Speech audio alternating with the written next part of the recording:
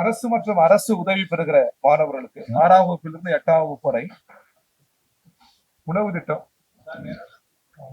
காலை உணவு திட்டத்தை விரிவாக்கம் செய்திருப்பதை இந்திய கம்யூனிஸ்ட் கட்சி வரவேற்கிறது. அதே போல ஒன்றிய அரசின் மக்கள் விரோத கொள்கைகளை கண்டித்தும் விவசாயிகளின் கடனை முழுவதுமாக ரத்து செய்ய வலியுறுத்தியும் ஜூன் 29 மாநிலம் முழுவதும் மாவட்ட தலைநகரங்களில் ஆர்ப்பாட்டத்தை நடத்த இந்திய கம்யூனிஸ்ட் கட்சி முடிவு செய்திருக்கிறது. ஒன்றிய அரசு உரிய நிதியை தமிழகத்திற்கு வழங்கும். இந்த பயிர்க்கடன்களா ரத்து செய்யணும்னு சொன்னா ஒன்றிய அரசு தமிழ்நாட்டிற்கு தர வேண்டிய நிதிகளை முடக்காமல் முழுவதுமாக தர வேண்டும். ஒன்றிய அரசு பெட்ரோல், டீசல், சமையல் எரிவாயு, இயற்கை எரிவாயு ஆகியவற்றின் விலைகளை நாள்தோறும் உயர்த்திய வண்ணம் இருக்கிறது. அதை வாபஸ் பெற வேண்டும். விலைவாசி உயர்வு கட்டுக்கடங்காமல் இருக்கிறது. அதை கட்டுப்படுத்துவதற்கு ஒன்றிய அரசு தமிழக அரசுக்கு உதவ வேண்டும், நிதிகளை கொடுத்து உதவ வேண்டும். கார்ப்பரேட் பெரும் முதலாளிகளுக்கு சாதகமாக நிறைவேற்றியுள்ள உழைக்கும் மக்களின் உரிமைகளை பறிக்கும் 4 சட்ட தொகுப்புகளை திரும்ப பெறணும். விபிசி ராம்ஜி என்ற புதிய திட்டத்தை ரத்து செய்ய வேண்டும்.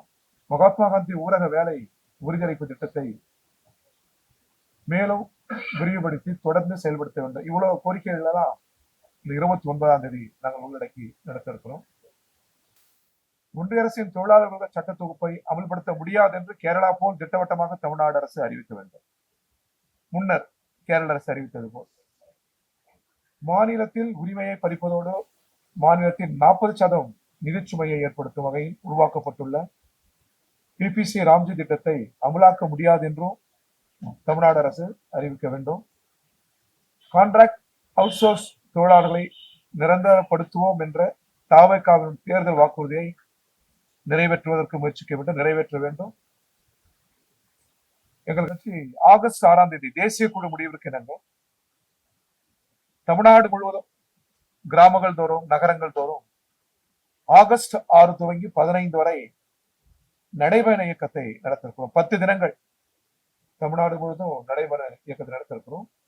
செப்டம்பர் டெல்லி பேரணிக்கு பல ஆயிரக்கணக்கான தோழர்கள், குறிப்பாக இளைஞர்கள், மாணவர்கள், இளம் பெண்கள் அந்த பேரணியில் பங்கேற்பதற்குரிய திட்டமிடுதலை நாங்கள் துவக்கியிருக்கிறோம்.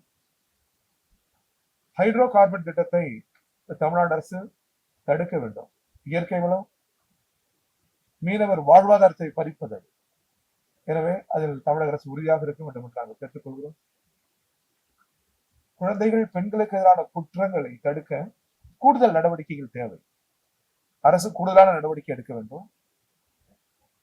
இது போன்ற சமூக குற்றங்களுக்கு அரசு கூடுதல் பொறுப்பேற்க வேண்டும். தடுப்பதற்கு கூடுதல் பொறுப்பேற்க வேண்டும். அதே நேரத்தில் தமிழ் சமூகம் இந்த அநீதிகளுக்கு எதிராக, குறிப்பாக மாணவர், இளைஞர் ஒன்றுபட்டு நின்று இந்த அநீதிகள் காணுகிற இடங்களில் தங்களது கோப ஆவேசத்தை காட்ட வேண்டும். இளம் பெண்களுக்கும் குழந்தைகளுக்கும் தமிழ் சமூகம் ஒரு பாதுகாப்பானது என்பதை நிலைநிறுத்துவதற்கு தமிழ்ச்சகமே ஒன்று திரண்டு நிற்க வேண்டும் என்று நாங்கள் வேண்டுகோள் விடுக்கிறோம். நாளை இடதுசாரிகளின் கூட்டம், இந்திய கம்யூனிஸ்ட் கட்சி, மார்க்சிஸ்ட் லெனினிஸ்ட், இந்த 3 கட்சிகளின் கூட்டம் இங்கே இதே இடத்தில் நடைபெற இருக்கிறது, பாலநிலத்தில் நடைபெற இருக்கிறது. காலை 11 மணிக்கு இதன் தலைவர்கள், 3 கட்சியினுடைய தலைவர்கள் பங்கேற்க இருக்கிறார்கள். வருகிற காலங்களில் இடதுசாரிகளுடன் இணைந்த ஜனநாயக சக்திகளையும் ஒன்றிணைத்து நாட்டு நலனுக்காக கூடுதலாக போராடுவதற்கு, நெருக்கம் காண்பதற்கு இந்த கூட்டம் நடைபெற இருக்கிறது. தமிழக வெற்றிகள் கேட்டு வாக்குறுதி பயிர்க்கடன், விவசாய பயிர்க்கடன் அதுக்கப்புறம் 50,000 சந்திச்சு இப்ப 75,000 தள்ளுபடி செய்யணும்னு சொல்லியிருக்காங்க. ஆனா விவசாயிகள் பெரும்பாலும் முழுமையா தள்ளுபடி செய்யணும் போதாது அப்படின்னு சொல்றாங்க. அந்த போக்கை நீங்க எப்படி சார் பாத்தீங்க?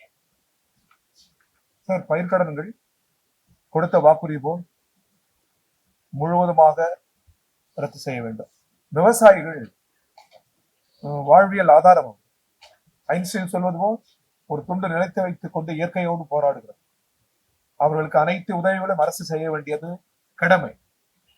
எனவே மிக நலிந்து போயிருக்கிற நமது விவசாயிகளுக்கு அனைத்து கடனையும் பயிர்க்கடன்களை ரத்து செய்ய வேண்டும்.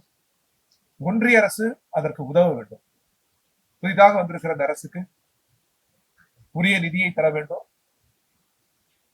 இது போன்ற ஒரு நெருக்கடியிலிருந்து தமிழக அரசாங்கத்தை மீட்பதற்கு ஏற்கனவே முடக்கி வைத்திருக்கிற நிதி அனைத்தையும் தமிழக அரசாங்கத்திற்கு தர வேண்டும் என்று நாங்கள் கேட்டுக்கொள்கிறோம். கடந்த 2 நாட்கள்ல நிறைய நம்பர்ஸ் ஆஃப் சுற்றுலா சாவடி தாவேகா முதல்வர் இன்னும் இதை பத்தி பேச அறிக்கை வராமல் மௌனம் காட்டப்படுது. இல்ல, தமிழக அரசாங்கத்தின் சார்பில் இந்த அநீதிகள் கூடாது, இதை தடுப்போம், உரிய நடவடிக்கைகள் எடுப்போம் என்று அரசு அதிகாரிகளும் வெவ்வேறு அமைச்சர்களும் பேசுகிறார்கள். தமிழக முதல்வரும் இது குறித்து பேச வேண்டும். தமிழ் மக்களுக்கு ஒரு நம்பிக்கையை உருவாக்குவதற்கு முதல்வர் பேச வேண்டும் என்று நாங்கள் கேட்டுக்கொள்கிறோம். மீண்டும் சொல்கிறோம், அரசுக்கு கூடுதல் பொறுப்பு இருக்கிறது, தமிழ் சமூகத்திற்கும் கூடுதல் பொறுப்பு இருக்கிறது. நாம் அனைவரும் ஒன்று கூடி இந்த அநீதிக்கு எதிராக ஊர்தோறும் போராட முன்வர வேண்டும். Sir, north Indian migrant labours monitor பண்ண வேண்டிய அவசியம் இருக்கு, அக்கௌண்டபிலிட்டி வேணும்னு சொல்லிட்டு ஃபார்மர் பிஜேபி லீடர் அண்ணாமலை சொல்லியிருக்காரு. நார்த் இந்தியாவில் வரக்கூடிய மைக்ரண்ட் லேபர்ஸ் அவங்களுமே கூட இந்த மற்ற செயல்களை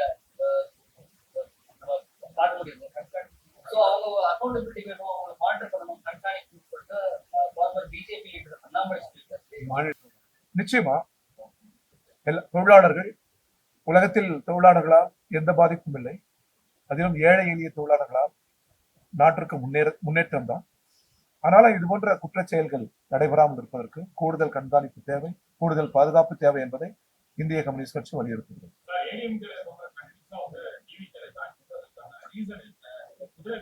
அது அவங்கள நீங்க கேட்டீங்களா கூட்டத்துல அதிமுக தலைமையை கேளுங்க, அவங்க விலைக்கு சொல்லுவாங்க. போறவங்களை கேளுங்க, விலைக்கு சொல்லுவாங்க. தமிழகத்துல எந்த ஒரு சட்ட ஒழுங்கு ஏற்பட்டாலும் தகவல் சொல்றாங்க. இப்போ பெண்களை பாதுகாக்கிறதுக்காக இந்த சிங்கப்பெண் அதிரடிப்படையை உருவாக்கிட்டாங்க. அதுக்கு டோல் ஃப்ரீ நம்பர் எதுவுமே இல்லை. இதெல்லாம் கவனத்தில் எடுத்துக் கொண்டு அரசு அதற்கு நிவர்த்தி செய்ய வேண்டும் என்று நான் கேட்டுக்கொள்கிறேன். அந்த குறைகளை எல்லாம் திருத்தி அதை வலுப்படுத்த வேண்டும். சிங்கப்பெண்களுக்கு மட்டுமல்ல, சிங்கப்பெண்ணுக்கும் நாம் உறுதுணையாக இருக்க வேண்டும். ஏழை எளிய சாதாரண பெண்களுக்கெல்லாம் நாம் மிக பாதுகாப்பாக உறுதுணையாக நாம் இருக்க வேண்டும். தமிழ்நாடு சட்டமன்றம் கூடுகிறது, தமிழ் தாய் வழக்கு மட்டும் பாடப்படுவதை உறுதிப்படுத்த வேண்டும் என்று நாங்கள் கேட்டுக்கொள்கிறோம்.